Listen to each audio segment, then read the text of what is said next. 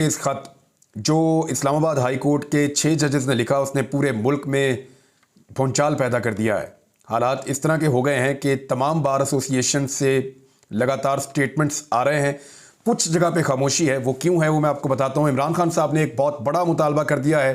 काजी फायज़ ईसा साहब से पाकिस्तान तहरीक इंसाफ के भी बड़े मुतालबात शामिल हैं और वो जज साहिबान जिनके ऊपर पाकिस्तान तहरीक इंसाफ ये इल्ज़ाम आयद करती थी कि वो पाकिस्तान तहरीक इंसाफ को दीवार के साथ लगा रहे हैं, अब उनकी अपनी सिचुएशन बड़ी ऑकवर्ड हो गई है। स्पेशली इस्लामाबाद हाई कोर्ट के चीफ जस्टिस आमिर फारूक साहब, उनसे अब इस्तीफ़ों का मुतालबा किया जा रहा है मुख्तलिफ धड़ों की जानिब से। हामिद खान साहब ने यह मुतालबा किया, पाकिस्तान तहरीक इंसाफ के लोगों ने यह मुतालबा किया, आम पाकिस्तानी भी ये मुतालबा कर रहे हैं कि वो अपने साथी जजेस को आइन और कानून के मुताबिक फैसला करने की आज़ादी लेकर देने में बुरी तरह नाकाम रहे हैं। उनको बार बार आगाह किया गया कि लगातार दबाव उनके साथी जजेस के ऊपर आ रहा है, लेकिन उन्होंने किसी किस्म का एक्शन नहीं लिया, बल्कि जो उनके एक्शंस हैं जब उनके ऊपर तहकीकात की जाएंगी तो बहुत सारी मजीद चीज़ें सामने आ जाएंगी। Chief justice Islamabad high court को लेकर बड़ा मोहतात अंदाज अपनाया गया इस खत के अंदर, लेकिन उससे जुड़ी हुई जो चीज़ें अगर इंक्वायरी हुई और सामने आई तो इस्लामाबाद हाई कोर्ट के चीफ जस्टिस बड़ी अजीबोगरीब सिचुएशन में फंस जाएंगे।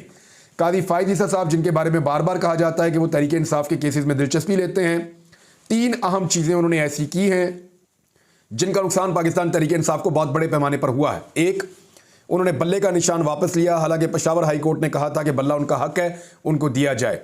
नंबर 2, आरओज़ के मामले में पाकिस्तान तहरीक इंसाफ बार बार ये कहती रही कि ये आरओज़ ठीक नहीं है, ये तजर्बा एक मरतबा पहले किया गया था जो गलत था, लिहाजा अदलिया के आरओज़ लगाए जाएं। लेकिन काजी फायज़ ईसा साहब ने लाहौर हाई कोर्ट का फैसला भी अलग कर दिया और आरओज़ के मामले में भी तहरीक इंसाफ की बात नहीं मानी, लाहौर हाई कोर्ट के फैसले को कलअदम किया और फिर जो ब्यूरोक्रेट्स हैं वो आरओज़ लगे, उसका नतीजा आपने देख लिया। फिर जो धांधली वाला मामला था लेवल प्लेइंग फील्ड का, उसमें काजी फायज़ ईसा साहब ने किसी किस्म का रिलीफ पाकिस्तान तहरीक इंसाफ को नहीं दिया। इन 3 चीज़ों की वजह से तहरीक इंसाफ को लगता है कि इलेक्शन में उनके साथ बहुत ज्यादती हुई, लेकिन फिर भी 8 फरवरी को वो बड़े पैमाने पर जीत गए। फिर 9 फरवरी को जिस तरह उनकी जीत को हार के अंदर बदला गया, जैसे फॉर्म 47 की पर्ची के ऊपर वफाकी और पंजाब हुकूमत बनाई गई, ये आप सब जानते हैं। अब इमरान खान साहब ने कुछ मुतालबात काजी फायज़ ईसा साहब से किए हैं, लेकिन पहले जो डेवलपमेंट्स हुई हैं इस सारे ख़त के मंजर आम पे आने के बाद, वो ज़रा आप देख लीजिए और कितना प्रेशर है जो बिल्ड होता चला जा रहा है। Number 1, Khyber Pakhtunkhwa bar council ने तहफ़्फ़ुज़ात का इजहार किया और तशवीश का इजहार किया है। उन्होंने कहा कि आज़ाद और खुद मुख्तार अदलिया के वजूद पर एक सवालिया निशान लग चुका है इस खत के आने के बाद। फिर उन्होंने कहा सुप्रीम कोर्ट फौरी तौर पर इसका नोटिस ले, खुफिया इदारों की अदालती उमूर में मुदाखलत काबिल मुज़म्मत है जो किसी सूरत भी काबिल कबूल नहीं है। बलूचिस्तान बार कौंसिल, उन्होंने भी इसको तशवीशनाक अमल करार दिया इस खत के आने के बाद और इसको आज़ाद अदलिया पर कदगन करार दिया। उन्होंने कहा इदारों की मुदाखलत इंतहाई काबिल मुज़म्मत है, किसी सूरत ये काबिल कबूल नहीं है। चीफ जस्टिस सुप्रीम कोर्ट जो हैं वो सो मोटो नोटिस लें और पाकिस्तान बार कौंसिल से उन्होंने ये मुतालबा किया कि फौरी तौर पे वकला नुमाइंदगान की मुल्क गिर कॉन्फ्रेंस बुलाई जाए और आइंदा के लाया अमल का उन्होंने मुतालबा किया कि ऐलान किया जाए वहाँ से कि सारी मुल्क के वकला को इकट्ठा करे पाकिस्तान बार कौंसिल और फिर सबकी राय लेने के बाद आइंदा के लाया अमल का ऐलान करे। ये छोटा मामला नहीं है, बहुत बड़ा मामला है। सिंध हाई कोर्ट पर आ जाए जी। सिंध हाई कोर्ट एसोसिएशन अदलिया के मामलात में इंतजामिया और एजेंसियों की मुदाखलत पर मजम्मत करती है। सियासी मामलात के केसेस में ख़ास तौर पे फेवर हासिल करने के लिए इस किस्म की मुदाखलत की गई। सिंध हाई कोर्ट बार का मुतालबा है कि 3 सुप्रीम कोर्ट के मुअज़्ज़िज़ जज साहिबान, यानी सुप्रीम कोर्ट ऑफ पाकिस्तान जो है वो एक जुडिशल कमीशन बनाए जिसमें सुप्रीम कोर्ट ऑफ पाकिस्तान के 3 मुअज़्ज़िज़ जज साहिबान जो मुतनाज़े नहीं हैं वो इसका हिस्सा हों और उसको तश्कील देने के बाद इस मामले को देखा जाए गहराई के साथ कि जो जजेस कह रहे हैं ये मामला क्या है और किस तरीके से है। Islamabad high court bar association, इन्होंने कहा कि इंटेलिजेंस इदारों की बेजा मुदाखलत, इसका इन्होंने जिक्र किया। फिर उन्होंने कहा चीफ जस्टिस शफाफ इंक्वायरी करवाकर जिम्मेदारों को कानूनी कार्रवाई उनके खिलाफ करें। किसी भी इदारे की दूसरे इदारे में मुदाखलत की उन्होंने कहा जी हम मजम्मत करते हैं। जजेस के इस इकदाम को उन्होंने सराहा कि उन्होंने लेटर लिखकर सारे तहफ़्फ़ुज़ात बताए और बार बार वो जजेस को भी लिखते रहे हैं। उन्होंने दलेरी का मुजाहरा किया जजेस ने, अदलिया की आज़ादी की खातिर वकला नुमाइंदा कन्वेंशन, मुल्क गिर वकला कन्वेंशन, हड़ताल, भूख हड़ताल और हत्ता के तहरीक भी चलानी पड़ी तो दरेग नहीं करेंगे, ये Islamabad high court bar association ने कहा है। इसके बाद जो है वो इस्लामाबाद बार एसोसिएशन है, उनका स्टेटमेंट भी ऐसा ही है। और पाकिस्तान भर की जो बार एसोसिएशन हैं वहाँ से ये स्टेटमेंट्स आ रहे हैं। सिर्फ जहाँ पे थोड़ी सी ब्रेक लगी हुई है वो मैं आपको बता देता हूँ, क्योंकि एहसन भून साहब या जो PMLN के करीबी वकला हैं या तंजीम में जहाँ जहाँ पे उनका हाथ पड़ता है वहाँ पे अभी खामोशी है। ऐसा नहीं है कि उन्होंने कोई लाइन ले ली है या कोई पोजीशन दूसरी ले ली है, लेकिन वहाँ पे फ़िलहाल खामोशी है। हम अगर देखें तो जितने बड़े बड़े हुकूमती अहदेदारान हैं वो सब इसके ऊपर अभी खामोश हैं। पाकिस्तान पीपल्स पार्टी के कैंप में बड़ी अजीबोगरीब खामोशी है, वो इसके ऊपर कोई पोजीशन लेने की पोजीशन में ऐसा लगता है दिखाई नहीं दे रहे, क्योंकि ये बड़ा अहम तरीन मामला है। पाकिस्तान में अदलिया की आज़ादी का मामला है। आसमा जहांगीर ग्रुप ये आजकल PMLN के करीब है, और क्योंकि एहसन भून साहब हैं वहाँ पे, तो ये ग्रुप मानी खेज अंदाज में खामोश है। पाकिस्तान बार कौंसिल, आपको याद होगा जब बल्ले के निशान के ऊपर कादी फ़ायद ईसा साहब ने तहरीक इंसाफ के खिलाफ फैसला दिया था तो सहाफ़ियों ने आवाज़ उठाई थी, और जो लोग कोर्ट रिपोर्टिंग करते हैं उन सब ने ये कहा था कि ये एक स्याह फैसला है, इस फैसले के नतीजे में हॉर्स ट्रेडिंग के रास्ते खुलेंगे, ये फैसला ज़्यादती है एक पॉलिटिकल पार्टी के साथ, ना सिर्फ एक पॉलिटिकल पार्टी के साथ बल्कि पाकिस्तान के करोड़ों वोटर्स के साथ जो बल्ले के निशान पे मोहर लगाने चाहते हैं, उन सब के साथ ये एक ज़्यादती की है कादी फ़ायद ईसा साहब के फैसले में। उस वक्त पाकिस्तान बार कौंसिल बड़ी शद्द और मद के साथ इकट्ठे होकर सारे बैठे और उन्होंने बड़ी ज़बरदस्त, बड़े ज़ोरदार तरीके से बड़ी गुस्से वाली एक प्रेस कॉन्फ्रेंस की और सहाफ़ियों को लताड़ दिया। उन्होंने उन लोगों को जिन्होंने कादी फ़ायद ईसा साहब के फैसले से इख्तलाफ किया था, तो ये बड़े गुस्से में थे उस वक्त कि जनाब जज जो हैं वो बड़े काबिल एहतराम होते हैं और हम ये बर्दाश्त नहीं करेंगे, हम ये कर देंगे वो कर देंगे। लेकिन पाकिस्तान बार कौंसिल अब बिल्कुल खामोश है। 6 जजेस का ये बताना कि उनके साथ जो कुछ हुआ, कैमरे निकल आए घर के अंदर से, यानी बेडरूम के अंदर कैमरे लगे हुए हैं वो निकल आए, ड्राइंग रूम के अंदर कैमरे लगे हुए हैं वो निकल आए, उसके बाद जजों के रिश्तेदारों को उठाया गया, उन पर टॉर्चर किया गया, वीडियोज़ बनाई गई वो निकल आए।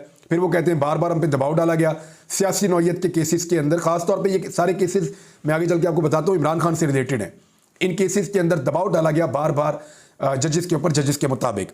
तो अब जो है वो पाकिस्तान बार कौंसिल ने एक लफ्ज़ अभी तक नहीं बोला जब मैं ये वीडियो रिकॉर्ड कर रहा हूँ, और सुप्रीम कोर्ट बार एसोसिएशन भी अभी तक खामोश है।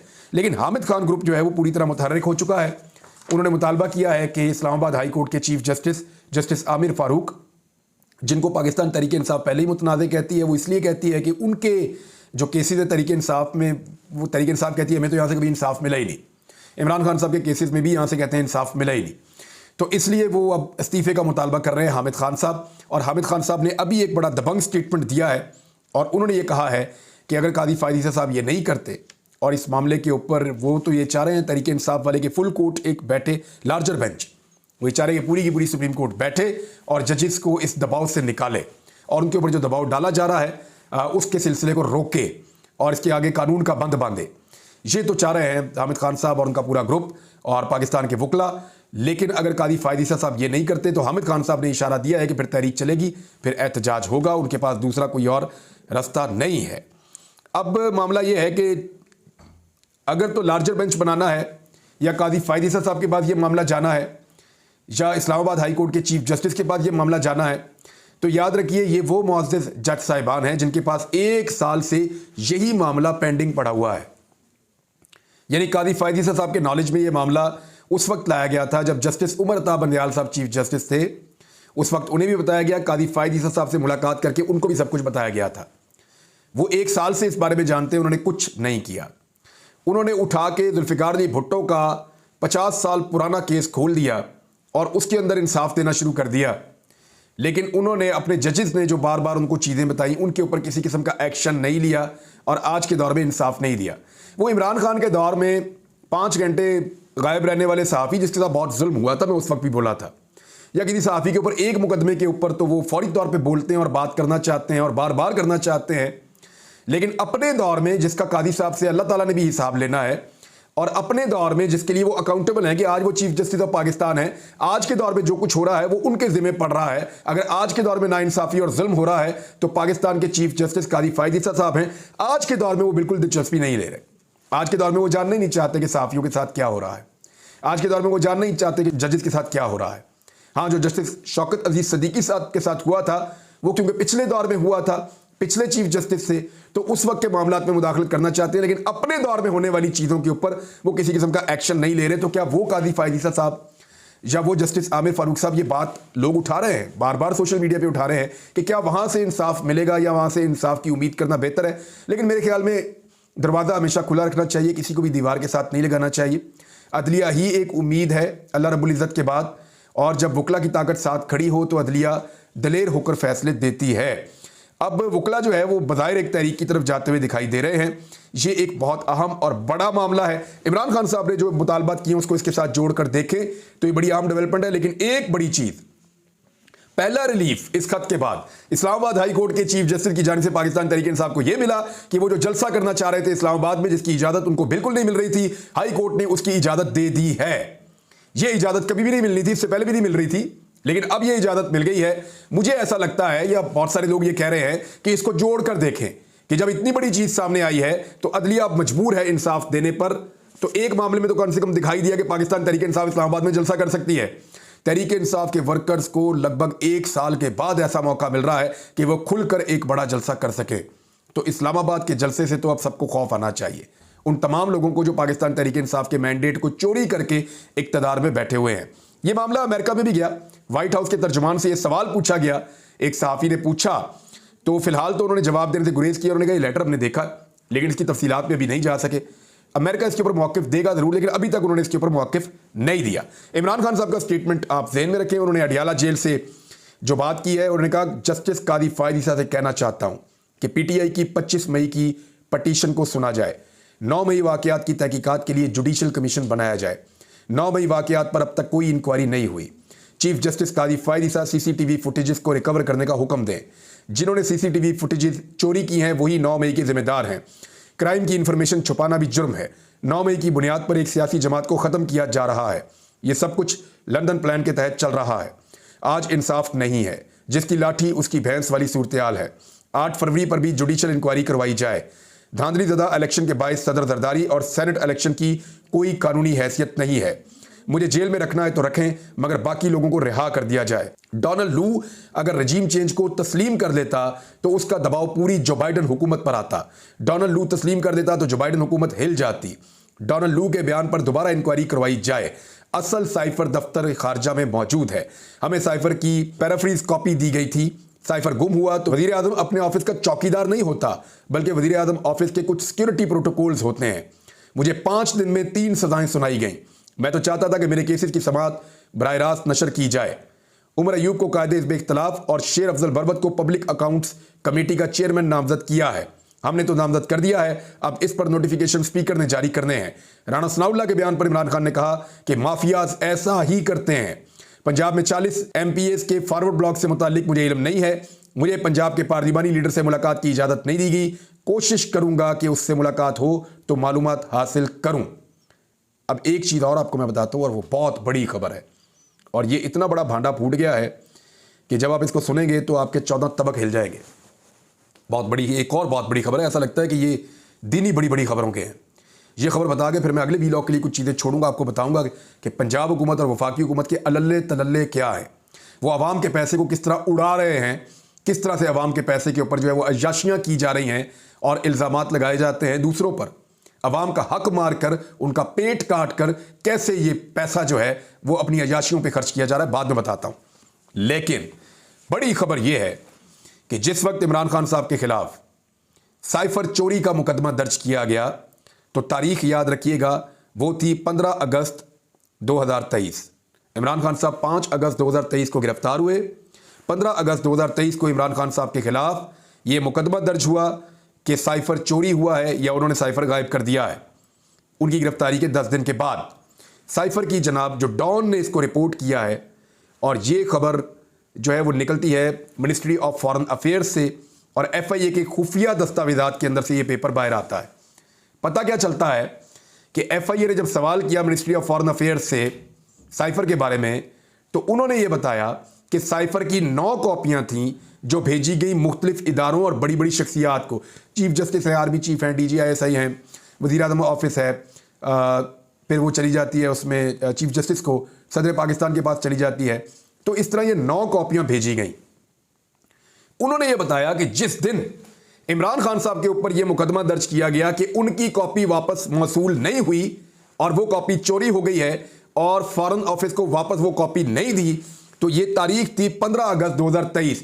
उस तारीख तक उन 9 कॉपियों में से सिर्फ 1 कॉपी वापस आई थी, और वो जो एक कॉपी वापस आई थी वो सदर पाकिस्तान ने 15 जून 2023 को वापस भेजी थी।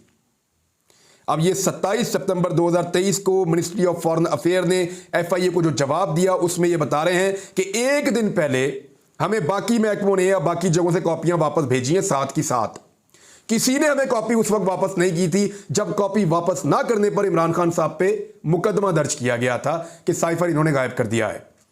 अब आप अंदाजा कीजिए ये कितना बड़ा नुक्ता है और ये अदालत के अंदर किस तरह का भूचाल पैदा कर देगा। यानी इमरान खान अकेला आदमी है जिसने साइफर वापस नहीं किया तो उसके ऊपर मुकदमा हो गया। बाकी जो 8 में से 7 दफातर हैं जिन्होंने साइफर वापस नहीं किया उनमें से किसी के खिलाफ कोई कार्रवाई नहीं हुई। सिंगल आउट किया गया इमरान खान साहब को। ये डॉन अखबार की खबर ये बात बता रही है।